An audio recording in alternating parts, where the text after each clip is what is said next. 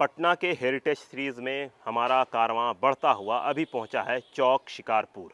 अभी हम जहां पे खड़े हैं ये है मीर अशरफ की मस्जिद। जैसा आप ये देख रहे हैं ये लाल रंग की मस्जिद आज से ठीक 250 साल पहले 1773 में ये मस्जिद बनकर तैयार हुई है। और ये जो मस्जिद आप देख रहे हैं पिछले 250 साल से यहाँ पर है। ये पटना के चौक शिकारपुर थाना में मौजूद है।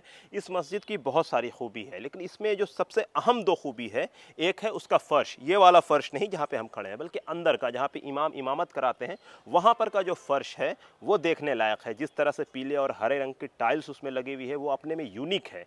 और इसके अलावा मैं चाहूँगा कि आप इस जानिब अगर दिखाएँ तो यहाँ पर वज़ू खाना कम फाउंटेन, तो आज की डेट में बहुत सारे फाउंटेन पे डिस्कशन और चर्चा वगैरह हुआ करता है। तो ये जो फाउंटेन है ये उसमें एक अहम कड़ी है।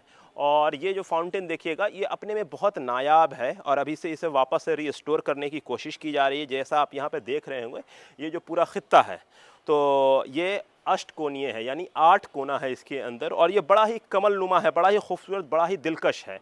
और ये बिहार के कुछ चुनिंदा उन साइट्स में से है जिसे एएसआई ने अपने अंडर में रखा है, यानी ये आर्कोलॉजिकल सर्वे ऑफ इंडिया के उन साइट्स में है जिसकी देखरेख वो करती है। ये मस्जिद आबाद है और इसमें सिर्फ जुमा की नमाज होती है, इसके अलावा 5 वक्त की इसमें नमाज नहीं होती है, लेकिन लगातार इसे देखरेख, इससे साफ़ सफाई का काम होते रहता है।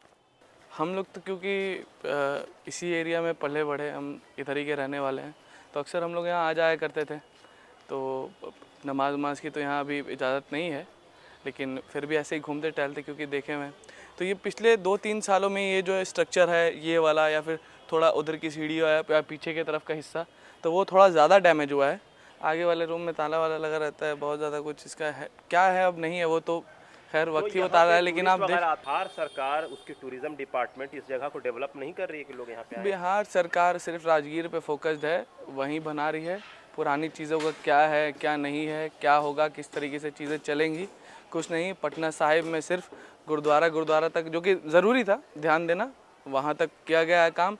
अभी भी जो काम हुआ है वो अभी वैसे ही चल रहा है, बस क्योंकि प्रकाश पर्व में काम करना था तो जल्दी जल्दी करवा दिया गया है।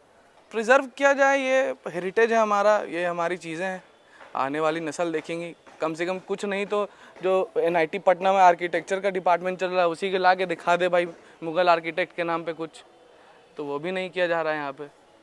तो मीर अशरफ जो थे वो एक यहाँ के पटना के एक बड़े बिजनेसमैन थे और उनका इंतकाल पटना शहर में 1776 में होता, तो यहीं पास में ही उनको दफन किया गया है। ये मस्जिद उन्हीं से मंसूब की जाती है, वहाँ पे कतबा लगा हुआ है।